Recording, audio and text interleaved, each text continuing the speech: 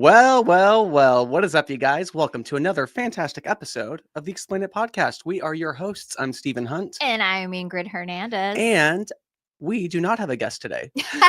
As we just learned a couple minutes ago, there was just some miscommunication in the scheduling. So we are going to free ball this whole dang thing, which is great because Ingryd and I could talk to a tree for about 2 hours if you put us against one. So we'd love to do some Q&A. We'd love to see what everybody has questions on, anything that they want to know more about, but also we can kind of discuss the market. What are the things that we're seeing from the agent, fix and flipper perspective, the rental markets, all that kind of stuff. What's it looking like? So every Wednesday now, if you're a sub-2 student, I'm actually having office hours. And in those office hours, we're talking very similar the things like this. So I think this is actually a very practical Q&A day. I would love to talk through some of the things that, because the market has shifted, what Pace and I are doing for homestead buyers right now, and kind of talk to all of you. I'm hanging out with Brooke, my friend Brooke. So Brooke Frolick, for all of you who don't know her, she's amazing. But yeah, she's my Brooklyn friend, and maybe sometimes we got to talk a little. Hanging out with your New Yorkers too much. All right. I was hanging out with Kevin Cho on Monday. Oh, come on. That's kind of New York. Yeah. So I feel really bad. So Chino was supposed to be on. I just want to make sure you all understand. Chino is supposed to be on. Go give him some love. He's got a boo-boo on his foot. He's actually looking for a wheelchair right now to get around because he's got shit to do. Yeah, he's got to go fight the social services office. Yeah, that's what he just told us. And he's like, I'm so sorry, guys. And so it's all good. It's all love. We love Chino. So we will convert this into a Q&A day because this is what entrepreneurs do. We have to pivot. This shit happens all the time in entrepreneurship, you guys. I can't tell you how many times I've been derailed in a day, but you just got to pivot and you got to go with the flow. You got to make it happen. Actually, Stephen and I were just talking about this on how it's been crazy. It's been crazy. Yeah. Give me a little bit about your crazy. So on my crazy, just to give a little bit of updates on what's happening in life right now, I'm trying to go really hard on the fix and flip side of things. So I've picked up 4 flips so far this year, working on my 5th, trying to get one in before the end of the month. So anybody that has deals, make sure you're sending over your deals in the Arizona market. But we have a bunch of flips starting. We have some big flips that one of ours is wrapping up in Flagstaff. The flip that never stops. The flip that's been flipping way too long. Yeah. So we have that Flagstaff one wrapping up. We're about to start our mechanical inspection so we can do pre-drywall for everything with our Phoenix one. Morton. So those are 2 massive rehabs, like massive rehabs. So those are one's getting wrapped up. One's getting to that point where we can start to put everything back together, which is, just so exciting. And then we have all the new flips that I'm taking on right now. And then I'm also really putting an emphasis and focus on building out my media. So I've been working with Eric Ballmon because he started Ballmon Media. Shout out Eric Ballmon. So we've been filming, and I'm turning every flip that I'm doing moving forward into a small YouTube miniseries. So I'm doing 3 episodes. I'm setting aside a marketing budget inside of my underwriting now. So where I say, okay, I'm going to put X amount of dollars aside, and then we're going to do an initial walk for the first walkthrough of the house. We just did Southern yesterday, which is a deal that Ingryd sold to me. That I sold to him. So we did Southern yesterday, and then once it's all demoed, all there, then we're going to go back and start to select our finishes and what it's going to look like as we put it back together. And then we'll do one final one where it's all done and where we're going to be listing and all that kind of stuff, which we'd love to get you guys involved in that too. Yeah. So get you guys on camera as our listing agent. Hey. And who sold us the deal. Like what a cool video that will be. Yeah. If you're an agent and you have a deal that you want to sell to myself or Steven, that's part of our agreement or our arrangement is we'll have you guys list them if listing is a part of your service. So yeah.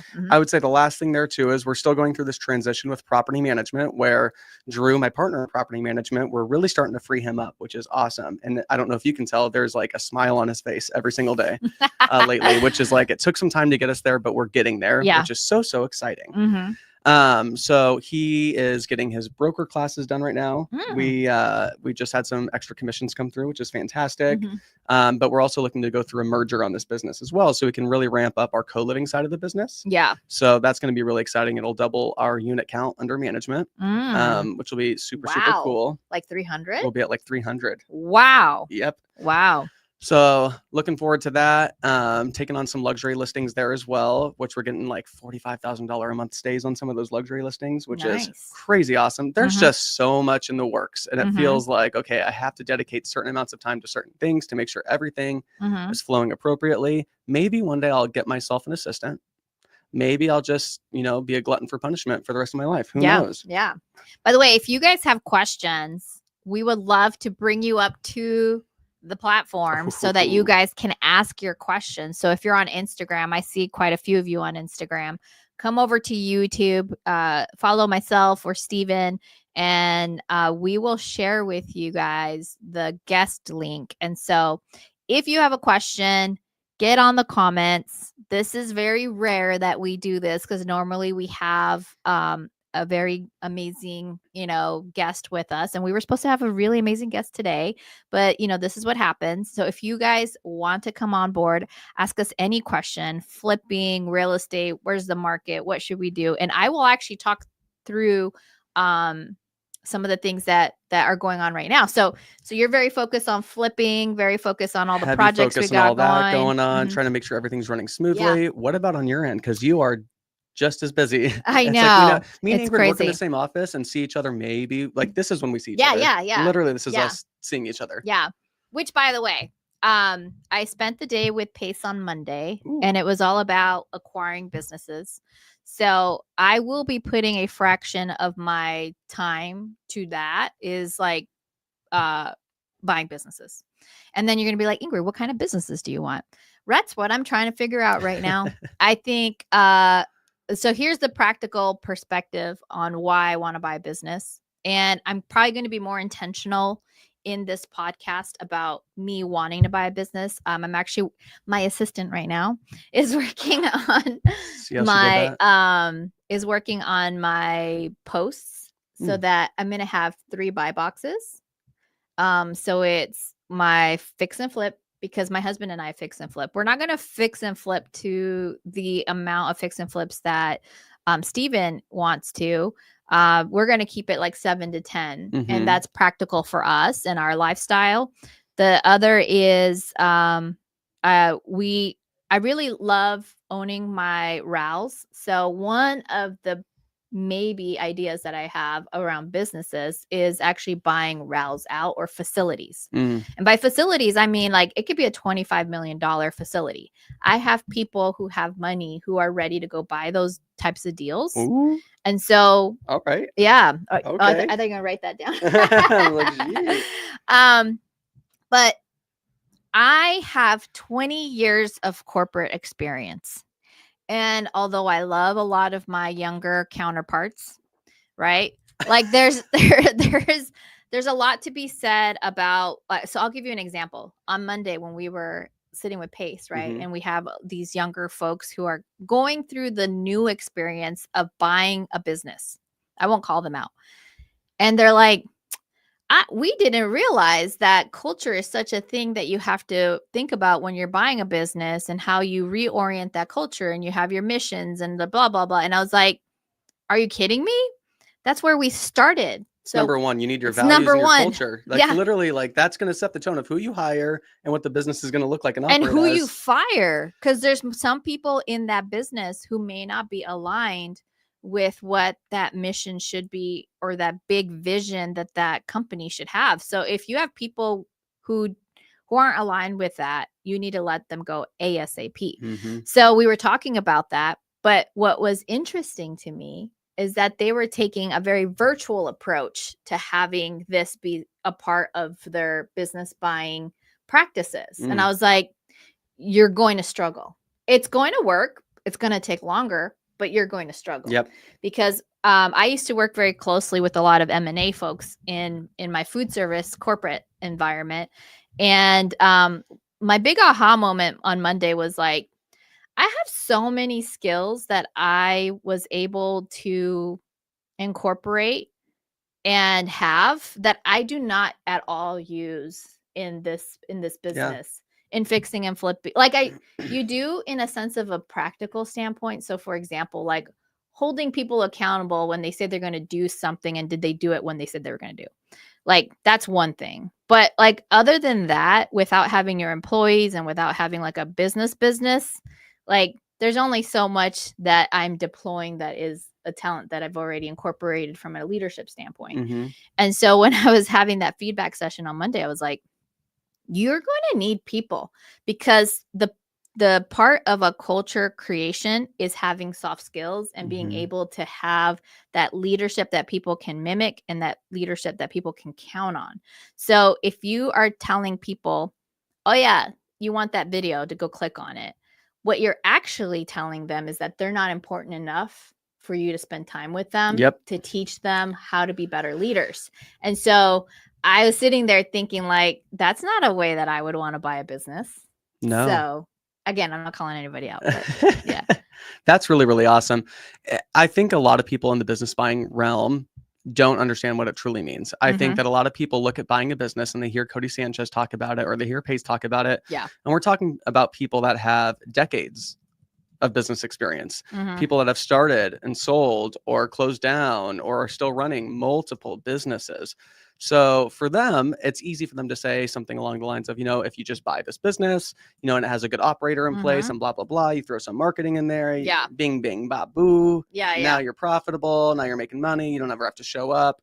Like, it sounds so, so good in theory, but the reality is you are going to be so heavily involved, so heavily involved until you can get to a point where you can step away in a way where there's no resentment with the team that you have built out as well. Because there's a lot of moments where I've tried to step away from our businesses in terms of like property management is a great one. And I could tell that it would create some form of resentment, whether it is mild or big or whatever it was. It's just like, hey, where are you?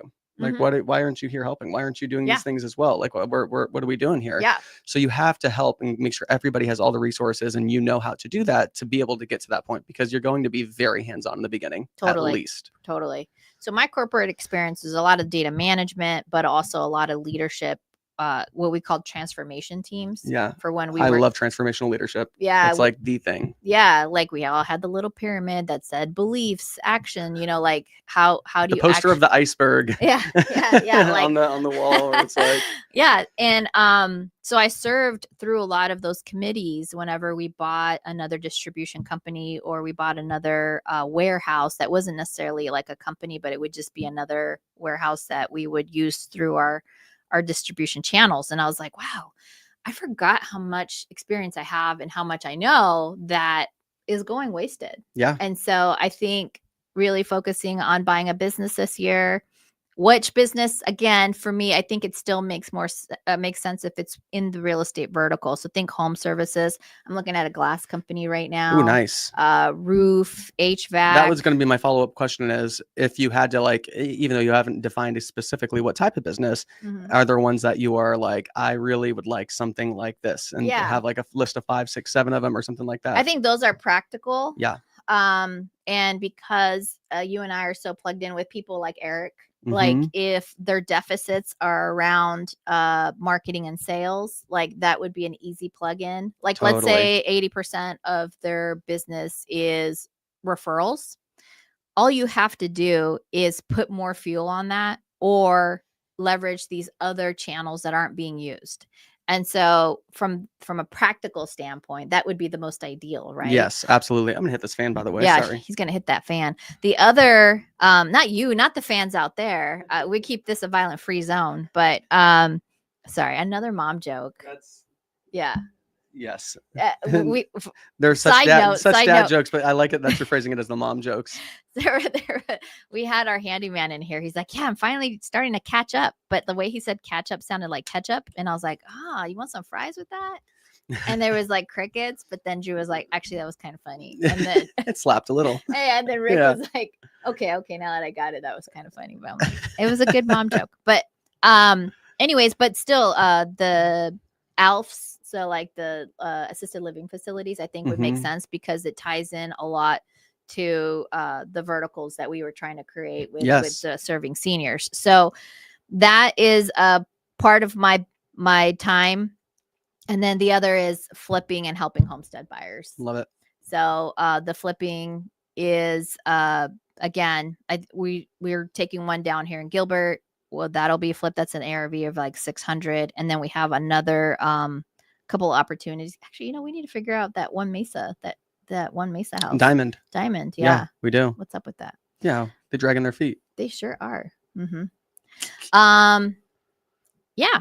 So those are my main focuses right now. And I think part of what I heard on Monday is just being more intentional of leveraging things like this podcast. Yes. Like where we have to have stronger calls to action, because this is where we've raised our capital. Yeah. Like he's got flips, I've got flips that we need lending partners. So if you're interested, slide into our DMs. But really all the resources we ever need, like this channel is a channel that we can leverage for that effort. Totally. Oh, absolutely. It's so crucial to be public with everything that you're looking for too, you guys. I mean, truly, like you said, finding private money, finding these opportunities, almost, I would say 95% of every opportunity that I get comes through social media now. Yeah.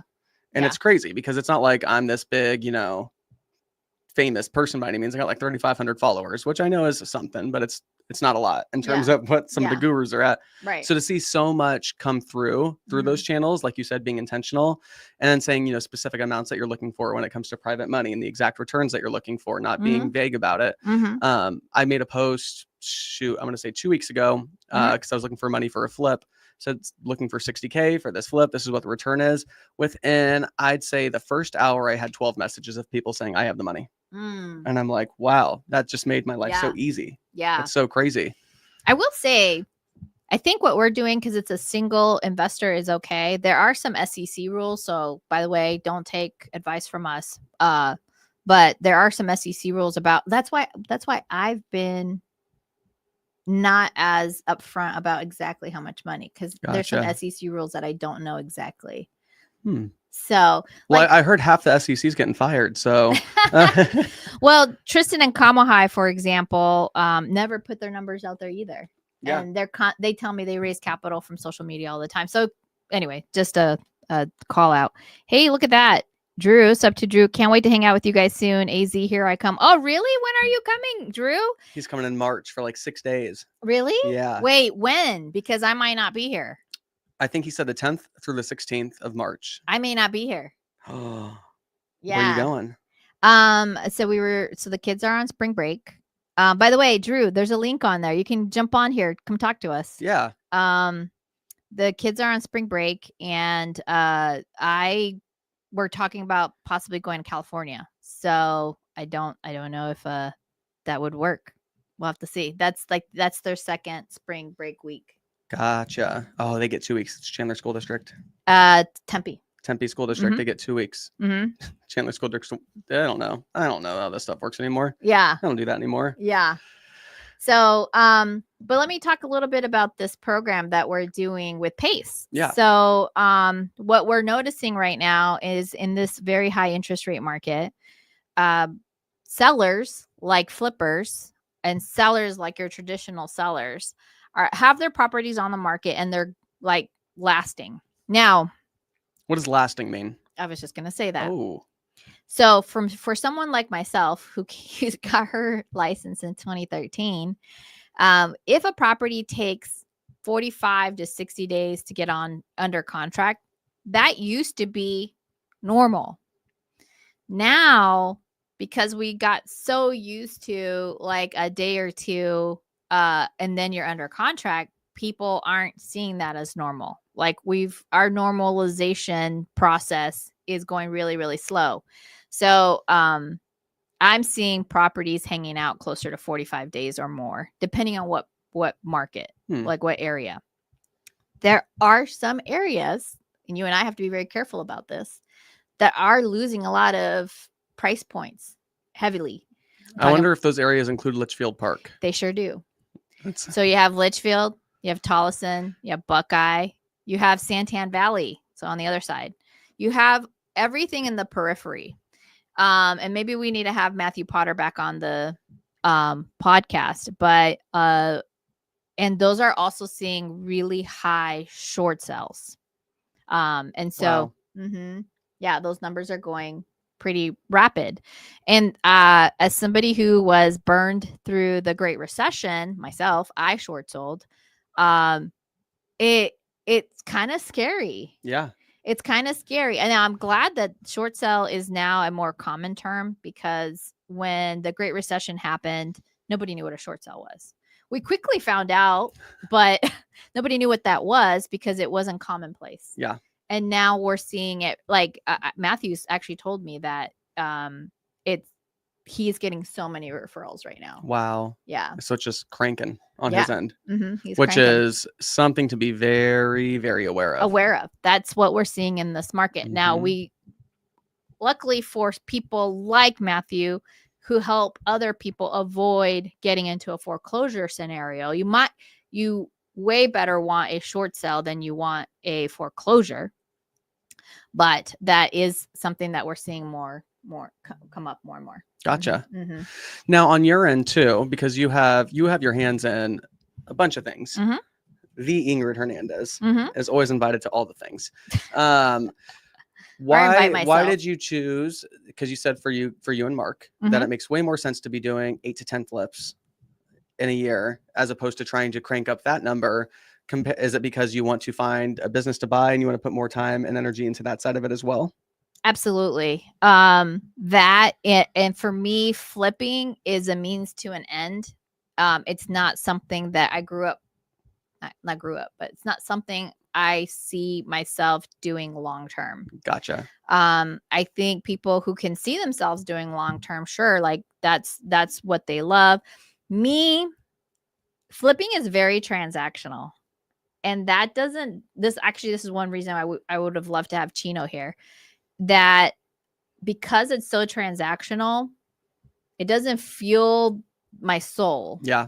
So it's hard for me to get excited about flips, because usually when you're excited about flips, it's like there is a dollar figure that's really probably the primary thing that comes after that calculation. Now, there are other intrinsic things, right? Like, hey, we're helping to beautify the community, like be really proud of the product you put together and somebody who can afford it, that sort of thing. 1,000%. I totally get it. That is a little like beautiful, like heartwarming story. For me, it's just not a strong enough story. Yeah.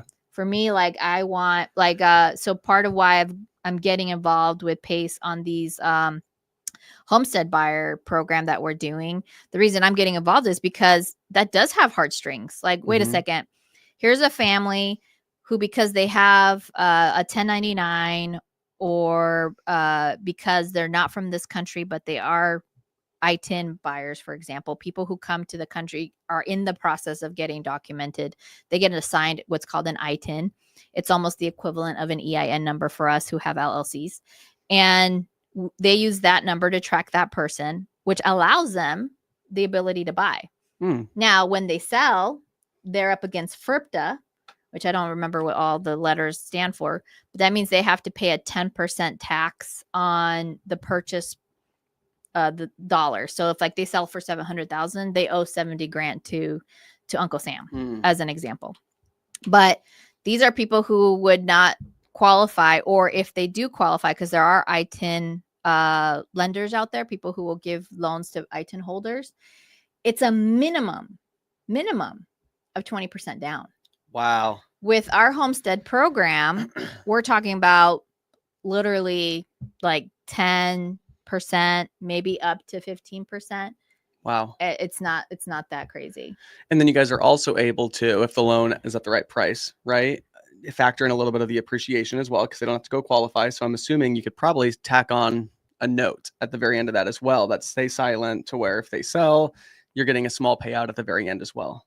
To some extent. So that is something we could do. I don't think that's actually that's something we're actually doing. I'll show you guys like kind of what it works out to be. I wonder if I could bring this up. But what we're doing is, if you can afford to bring that down payment in, we'll just give it to you. We're wholesaling this creative deal. Most of the properties available for us to give you as your primary home, we're starting with Arizona. The interest rates are less than 5%. They're like 5.5% or less. You can't find that in the market right now. No. You can't. No. And people are coming to me like, oh my God, these prices. I'm like, have you tried to see what you would have to do to go buy this house? So the money you'd have to bring, what the payment would actually be. Like, it's craziness. Craziness. Totally. Let's see. Let me see if I could share my screen here. So I'm building out this landing page right now, or at least Kyle Cruzal is my dude. It's going to be in English and Spanish. It's very bare bones, to be honest with you, because it needs to be a better experience than it is right now. But this is what it looks like. So it's in English and in Spanish. Some technical stuff for you guys out there. We're only going to put like 2 or 3 pictures on the slider. Why? Because what happens is that it bogs down the landing page because there's so many pictures to load. So if you want more pictures, you just click on this hyperlink and it takes you to the Dropbox link that we have stuff on. And then if you like what you see, like this is, the second property. It's in Maricopa. I just realized he didn't put the zip code. Okay, I got to tell him to go put the zip code in there. It's going to be in English and in Spanish, so you understand whether or not it's available, what the product specs, but like the house specs are. Is it 4-bedroom? Does it have a pool? What interest rate? What's the HOA? Some of the very high level, whatever, like things that would interest you as a customer, as a buyer. And then if you like it, then you schedule a call with me. So this is the schedule a call. And it's incorporated in the CRM. Wow. So the CRM is embedded. My calendars are in the CRM. And so you'll get 15 minutes with me. We'll talk through what the next steps are. I'm working on some of the infographics on this. This is why I'm so busy. Yeah. And so I was like, I love your wife, but she's like, can you guys just, I was like, you don't understand. I ain't got time. I ain't got time right now. So trying to rapidly build this out. To like, my goal is, how do I get 50 families into these properties? Yeah. Like, that's my number one goal right now. It's like, how do I get 50 families into these houses? Wow. How do we have sub-2 students who have these locked up, who can't get rid of them here in Arizona? Can we SOP this in a way? And then I believe, and forgive me if I'm saying this incorrectly, but I believe we want to hand off this business in a box to people in Owners Club. Oh, beautiful. Yeah. So it's like, hey, here's how you run events. Here's what you say. That's number one layer, because we've recorded stuff. This is such a valuable event to be putting on too, across the board in any market. You know what I mean? You get to know agents. Now you have buyers that you're helping. Again, this warms my heart because it's a little bit less transactional. I get to know the families who get to move into these things. And that's just how I operate. You got to know yourself. Like, So how are agents, let's say agents have a buyer that want to come through and they want to purchase one of these properties. How are the agents getting paid out? Because I do agree, it's a great place to meet everybody, literally everybody. Yeah. So how would an agent in this case bring their buyer? Would they be doing this through a typical real estate contract in terms of like AAR, for example, in Arizona, right? Would they be doing a typical AAR contract, or would this be done through creative title and escrow, and there would just be fees associated with it on both ends? So we're still kind of ironing out, how does everybody get paid? Here's the reality. Like, what you see as down payment, there might be some wiggle room to give to a buyer, but it might mean that we have to tack on more fees. Gotcha. So an agent will likely need to add their $5,000 to $7,000. And I don't recommend adding more than that to these types of deals, because there's just not a lot of wiggle room. And I just think if we want to, this is more about volume. So this is more about like, how do you get more people doing this and less about these big payoffs? Now, when you're meeting with somebody that's interested in the property, for example, is there an underwriting process that they have to go through as well? Because if you can't get pre-qualified for a traditional loan or conventional loan, for example, I'm assuming there has to be a little bit more wiggle room, and you're probably looking at some form of income or something.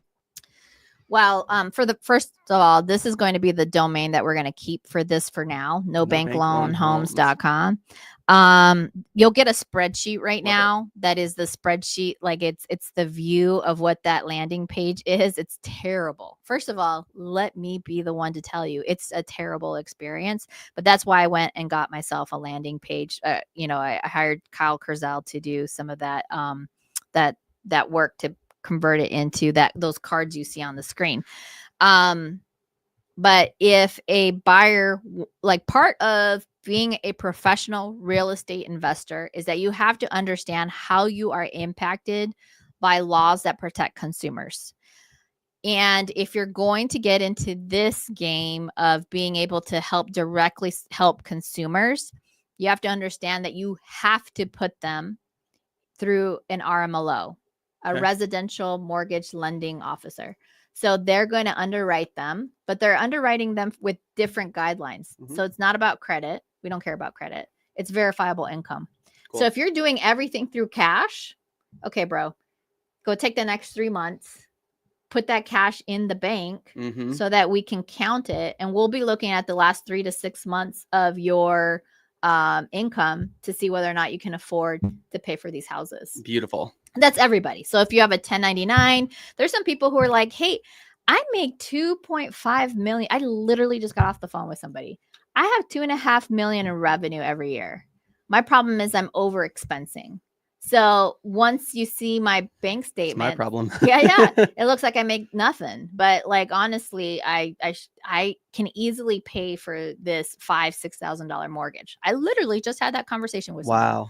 And I was like, okay, cool, we'll find you a house. Like we'll find you a house. So good. Yeah. It's just so good. Now, mind you, I do have a collar for some of these deals if a buyer wants something out of the range of what we have in this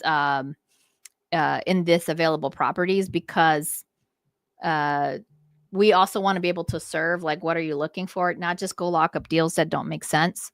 We do want to personalize that to some extent, but we do have some limits. Yeah. Okay. We're limited by like what a seller is willing to sell, and there's some give and take. So. Totally. So it'd be fair to assume that the majority of these deals probably aren't big cash flow deals. It's definitely homestead buyer. They're absolutely not cash flow deals. Absolutely. So don't bother me about, hey, I have an investor friend who wants to do this. Yeah. They're not meant for investors. They're meant for, these are mortgages that are at or slightly above rents in that market.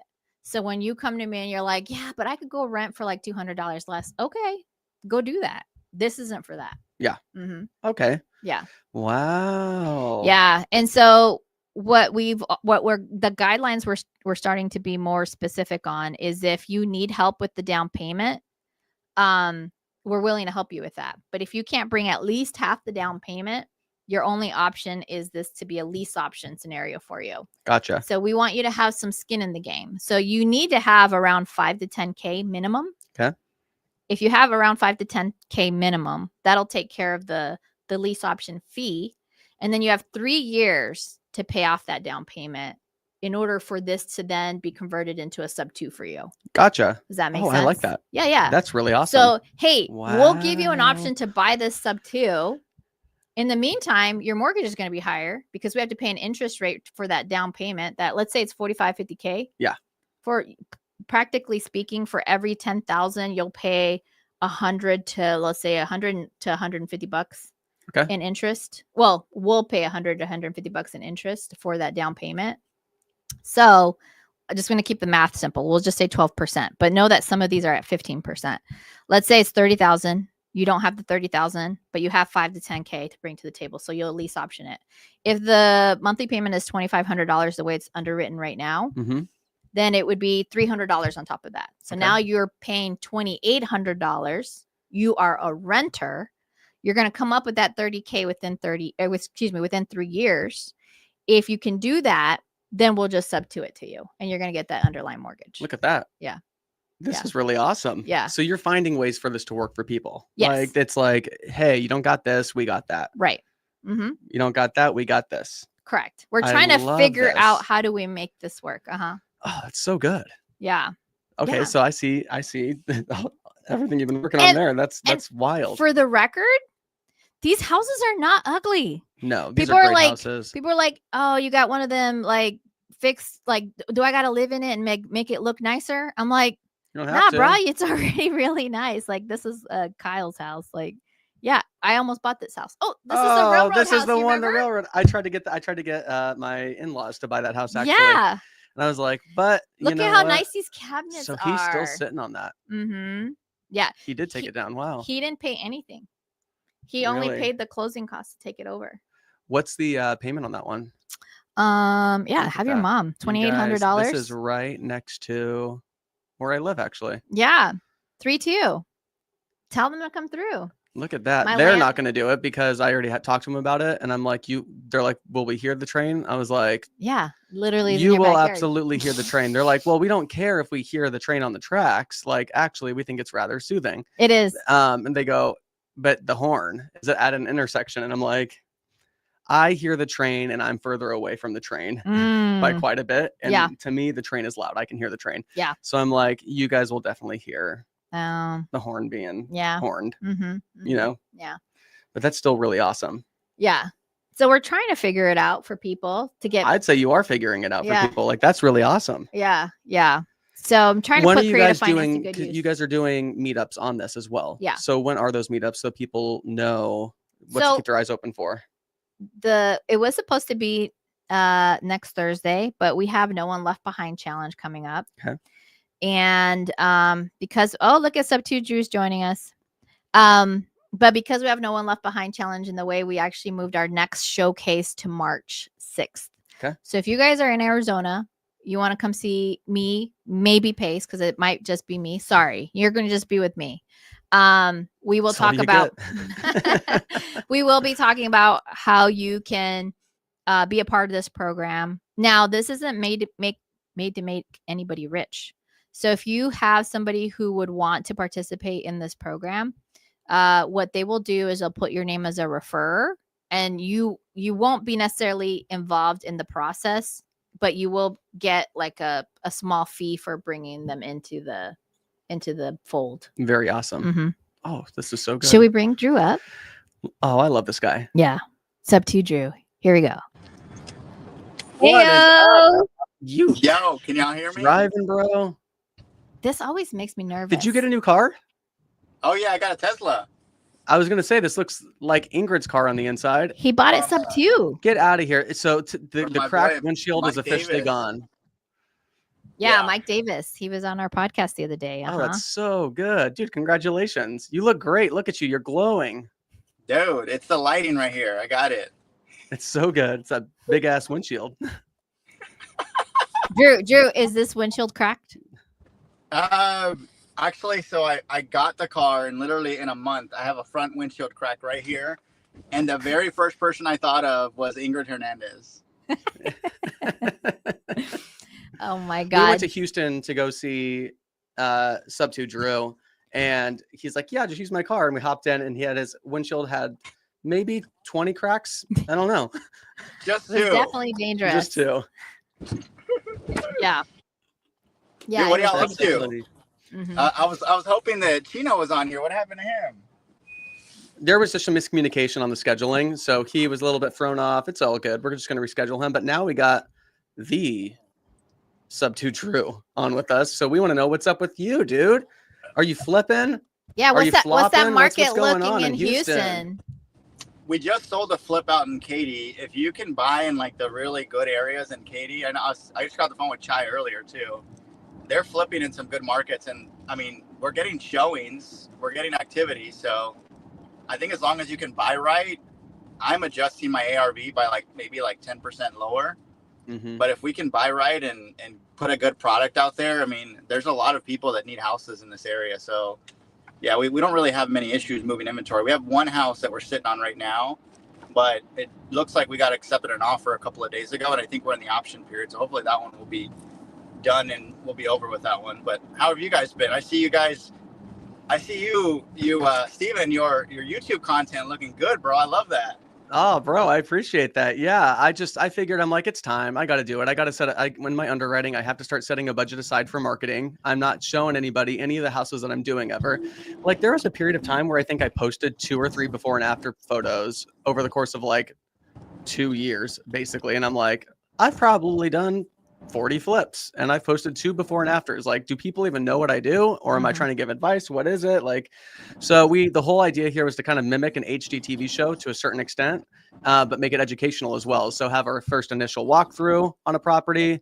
We're going over the numbers, what we think the budgets are going to be, showing up the next time, picking out finishes, and saying what the actual numbers are going to be now, because we all know that when we set something up on the front end, it doesn't always follow through on the back end of what we think it's going to be. And then what the final product looks like and how we think it's going to do on the market and all that kind of stuff. And then just get as many local resources and people involved as possible. We had our cabinet company come to the last one. We'll have Ingryd and Mark at one of them as well for listing agents and who sold us the deal as well. So trying to get a lot of people involved in that side of it and make it super educational, but also very entertaining. I love it. I love it. You know, it's funny because I was raising capital on a lender yesterday, and I was telling them about the project that I did. And you guys will know this. When you see a project and it looks ugly and beat up, and then you see it at the end, once it sells, it looks gorgeous and beautiful. And my lender's like, why aren't you posting that more often? Like, why aren't you posting that and showing that? And I'm like, well, first off, we're out doing deals. But secondly, like that, from the beginning to the end, that's like a 6-month process. And you forget how beautiful it looks. Yes. You forget how like different it looks from the start to the beginning. So I love how you're documenting it throughout the way. Yeah. Well, and the other thing to that too is like, we're the only ones that truly know on the things that might've had the ball dropped. So sometimes I'm like, the cabinets aren't the way I wanted them, or this over here wasn't the exact way that I wanted it. And I get caught up in that. And I'm like, so I end up getting just frustrated over little things where I'm like, at the end of the day, it's still beautiful. Everybody's still going to love it. Is it really going to change my sales price? No. You know, I'm like, I just need to be better about sharing with everybody what that looks like. Yeah, one thing we are putting in our projects right now is that we're putting some money aside for repairs at the end when we sell it, because some of these buyers that are coming in, they want everything to be fixed. They want everything brand new. Everything. And so these agents are terrible people that are working with the buyers. I'm like, who are you? Who gave you the qualifications to be this much of a bitch? A PETA. Pain in the ass. Yeah. We just had one where the house, I mean, it was such minor things, but homegirl would come by multiple times, like with her clipboard, full-blown Karen mode, like looking around, tapping it, all that kind of stuff. And we're like, oh my gosh, you gotta give it just a little bit of time. The stuff's getting done. Yeah, people see how nice these flips are. We had a walkthrough the other day, and the inspector was there, the home inspector, and the brother-in-law that was like an inspector as well too, he was there, and he just sends all these bad vibes and bad juju to the sellers. Sellers are freaking out.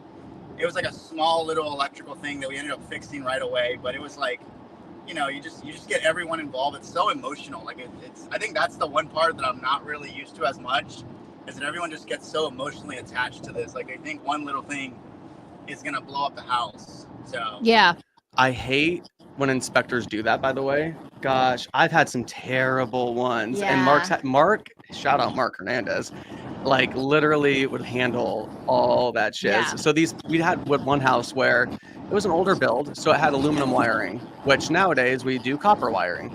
So, but they were like, they went through every little detail like that, where they were like, this has aluminum wiring, which isn't used anymore. We're probably going to need you to rewire the whole house. And we're going to need, like, it was everything. And it was like $40,000 worth of work in a stunning house that had all new plumbing, had like all the newest things.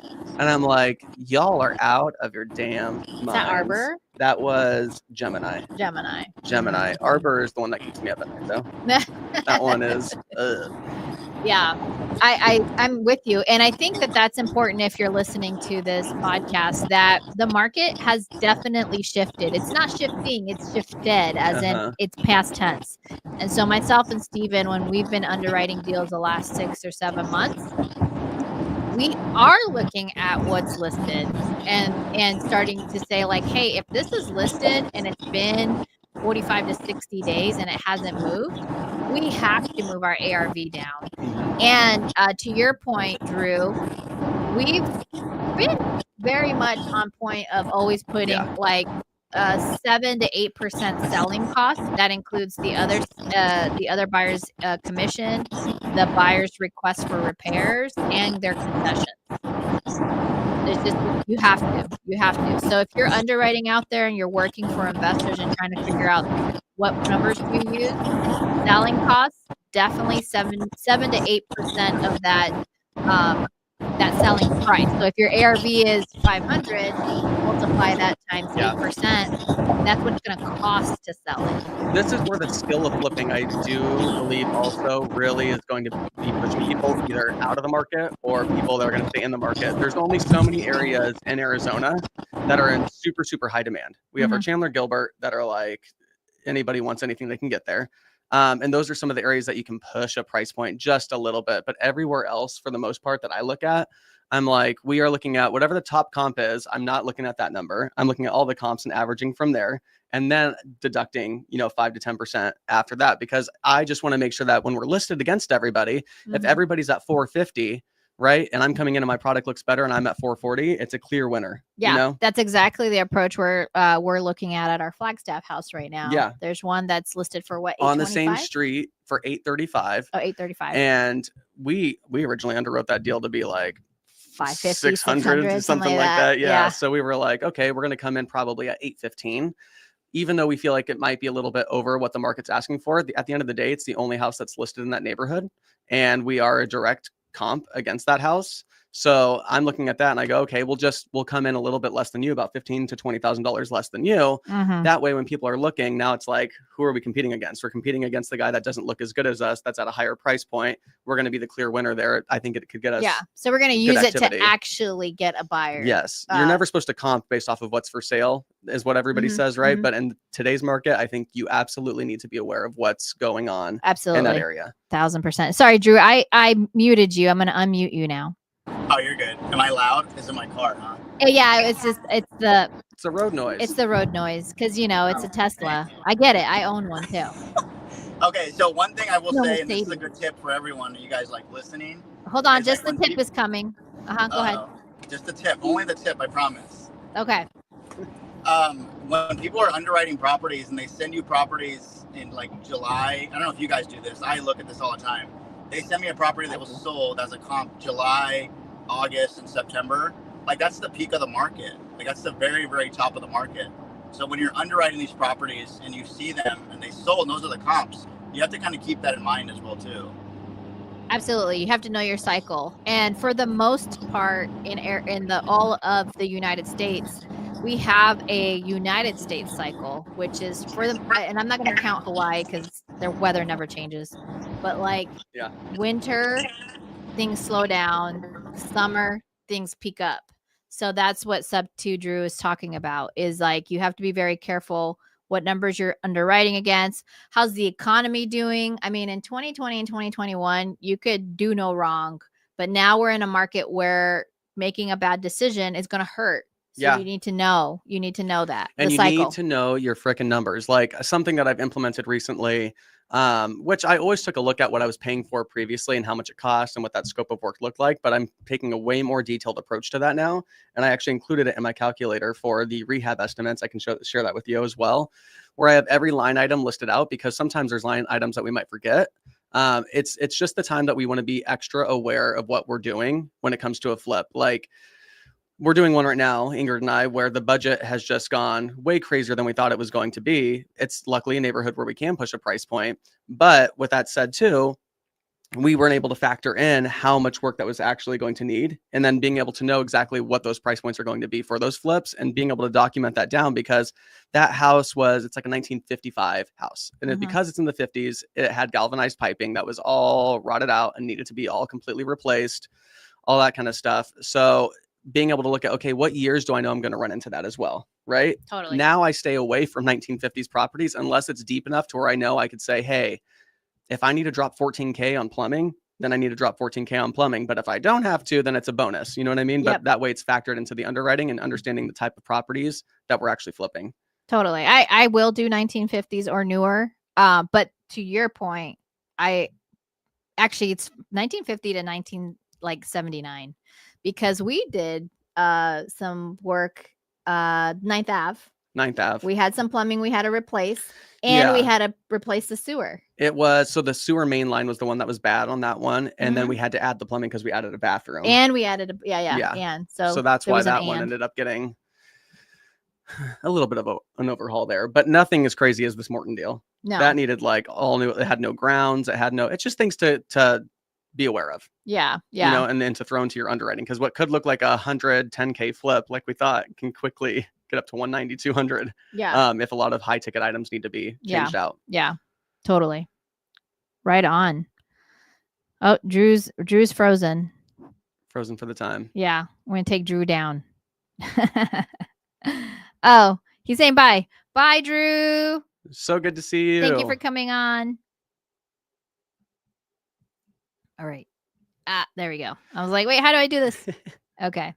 Yeah, I would say in that case too, just flip wise, people just need to be very, very cognizant of what they're actually taking on and knowing what the costs are going to be. At the end of the day, price points are coming back a little bit, like we're seeing in the market, right? Things are sitting for a little bit longer. That needs to be factored into our underwriting.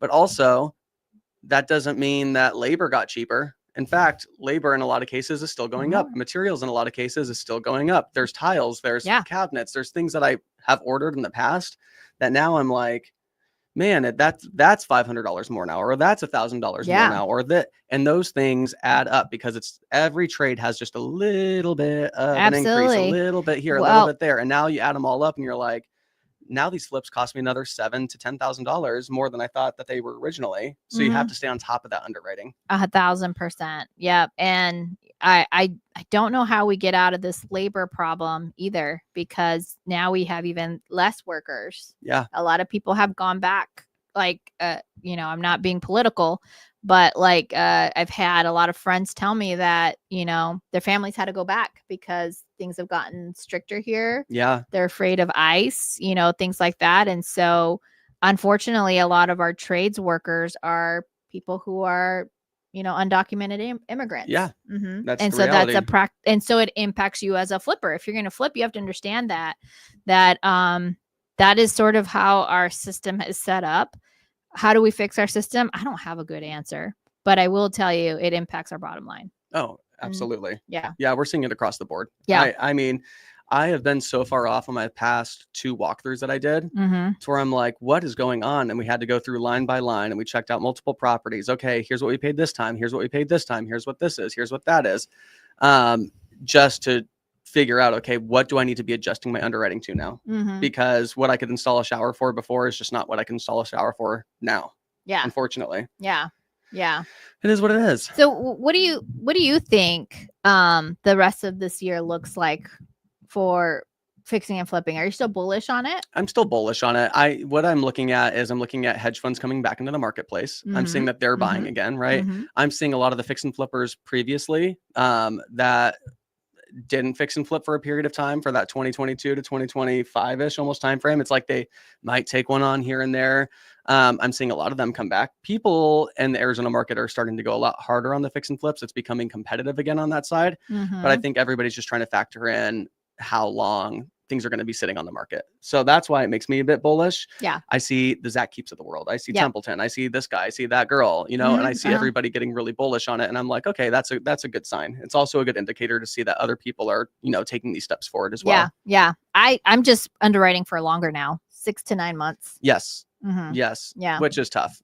It is tough. It makes me not the best buyer. I'm being honest with you. I'm not your best buyer. I won't be your best buyer. No, there's people out there. We know this. There's people out there that, on my end at least too, where they self-manage every piece of the project. They have their own subs. They make sure that they're the ones checking the property every single day. They make sure they're the ones doing all that kind of stuff. They're direct on all of their materials, and they have all the freaking cash in the world sitting in their bank in terms of whether it's a line of credit or it's actual cash, or they're not going through banks as well. So they don't have any origination points. They don't have lender fees. They don't have the high interest rates. They don't have a lot of these things. And that stuff right there alone, oh my gosh, saves you up to 40% probably on the entire cost of the whole project. Yeah. So we get it. There's people out there that are like that, but we're still buyers. Yeah. And we'll still buy those houses. Yeah, totally. 1,000%. This is, I think, a good opportunity also for creative and you and I have done a few of those. I forced you to do them. Yes. Where we bought them through like an agreement for sale or sub 2. It allowed the seller to net a little bit more than a cash buyer. And then we were able to save some cash by holding onto their existing note. So we didn't have to pay as high in hard money costs. That was the trade-off. It also was way easier Raising capital for those are way easier. I understand people are sitting in second position and all that, but it's easier because you could see you have a stabilized first position. Yeah. Worst case scenario, guess what? They get to take over that first position. Yes. So there's a lot of benefits into doing that. So yeah, if that's something that you guys have for us, I'll be posting my buy box. Again, my assistant is working on those buy boxes and like what is it that what we're looking for. Yeah. And so you'll hear that a little bit more in this podcast. So we want to have a better call to action. Now, what about your rentals? How are your rentals performing? What's that looking like on your end too? Because a lot of us, right, we're either flipping or wholesaling or we're buying businesses in order to acquire more assets as well. So we can kind of build up our rental portfolios. Yeah. I don't know if I would say in order to buy assets. I don't think I have that perspective as much anymore as I used to. I do think there's ways to mitigate your taxes using real estate, buying more assets, but I'm also making better connections with people who can get into much bigger deals. So if I really had to, like, could I get into like somebody's syndication? Yeah. Like a multifamily. But my rentals are pretty stable. I wish my short-term rentals would have performed a little bit better this season. I would argue that is probably the least amount I've made in any short-term rental season I've had. And that's practical. Like, that's just me being real with everybody. Which makes me a little nervous coming into the summer, not having the reserves that I wish were in there. But that's the way the cookie crumbles. Do I have plan Bs? I do. Like, if I had to sell one or two of them in order to make the summer work, I could. Yeah, so, totally. No, I feel the same exact way too. There's certain houses of mine where I'm like, it's mostly on the short-term, midterm stuff, right? Our furnished rentals, where I'm like, things are moving a little bit slower than I'd love. I know it's one of the things we had to do an audit of because things were just not booking up like they did previously this year. Even going into the new year, we were taking a look at all the rentals and how everything's doing across everything that we manage. And we're like, why are things just not getting fully booked out? I would say right now, we've been seeing more of that uptick. But January through all the way up until just very, very beginning of February, things seem to be a little bit of a slow start to the movement there. But I saw that as well, and the sale side of it as well. Like things that we thought were going to move faster ended up kind of pausing a little bit longer. It seems like everything in January kind of had this like, what's going to happen? I don't know if it's politically, I don't know what it is, but it seemed like everything kind of had this little pullback, and now people are like, okay, maybe this is okay. Yeah, you know, I agree. I would say also the numbers that do the year over year are marginal about like what how we're performing. I think we've gotten a little too micro with how we're judging, and I'm a strong proponent of you create the economy you want. Yeah. And I feel like there's just so many people saying the same thing about, oh, that's such a weird, I'm like, hey, how about everybody start saying, get out there, spend your money, like invest into assets. It's buy real estate and wait, not wait to buy real estate. Correct. And it's why I think like helping these homestead home buyers for the program Pace and I are doing, like I feel like it still makes a whole lot of sense in the market we're in. And I do feel like the leadership that we have now, at least I think, is way more focused on how we make things move versus the previous administration we had. Yeah, totally. So I'm curious to see how all of that plays out, because there's been a lot of action taken very, very, very, very, very, very, very, very quickly. It seems like every single day we have probably 10 to 20 new executive orders that are signed, a bunch of stuff going on there. So there's a lot of movement. But to see what the true result of that's going to look like, it's going to take several months to actually understand that. But I agree with you. It's not wait to buy real estate. It's buy real estate and wait. And in the meantime, figure out how to make active income. It's okay if you take a little bit of a loss on a rental once in a while, as long as you have the active income to support that. Don't just base everything off of, I'm only going to live off these rentals. Yeah. I'm not living off my rentals at all. We had again, if you're a sub 2 student and you need some of this feedback, you want more, I'll say one-on-one, even though it's like group calls every Wednesday at 10 a.m. Arizona time, I'm going to be doing a Zoom, and we're having this like more one-on-one approach about the feedback. So good. Yeah. Nice. Cool. Awesome. Well, we've gotten to that. We did it without We Chino. did it. Let's Look go. at that. And I love this. I actually think we should do, and I would love your guys' feedback, we should do one of these at least every quarter. Agreed. To kind of get like a market update. How are things going? Like, I hope you guys can appreciate that we're being very raw and honest with you. Like, hey, I would actually prefer flipping in a market like this because things are stable. Yes. Okay. Yes. The numbers are like way more practical. I don't want a volatile market. I want a boring ass market. Why? Because I can predict my numbers. It's so much more predictable. It's Yeah. so much easier to do that. When you had this overinflated market that was going on in the 2020 and 2021 era, nobody it's nice really. On the upswing, but it's when nice you're on the catching that upswing. knife Yeah. coming down, Shout not so out to some of the people that made some money, but I know a lot of those people got kicked out of the market right afterwards too because they weren't putting that into assets or they weren't, managing that appropriately, and they thought that it was just going to keep going. And it doesn't. And then the last thing we want too is to be in a market that's just consistently pulling back and is a slow bleed. That was my biggest fear from 2020 to 2021 was, are we going to have this stagflation era where for the next 5 to 7 years, we're going to have this slow bleed? I'm like, I'd rather it's just drop, call it a day, get over it and move forward. Yep. Get the boo-boo. Exactly. I'd rather scuff my knee than get poked by a needle every single day 1,000 times. Yeah. Be the buffalo into the storm, not the cow. Correct. That lasts in the storm longer. All right. Don't be cows. All right. Well, thank you guys so much for joining us. We really appreciate you being here. We're going to put some polls out there as we get our media more together and see like what kind of content you want to see. That way we can bring you what you want. But with that, be here every Wednesday from 1 to 2 Arizona time. We love to have these conversations with you. Please send us the topics you'd like to hear about, and can't wait for us to continue to bring you experts that can explain their fields. Without further ado. All right. We'll see you guys next Wednesday. Bye-bye now. Bye-bye. Bye-bye.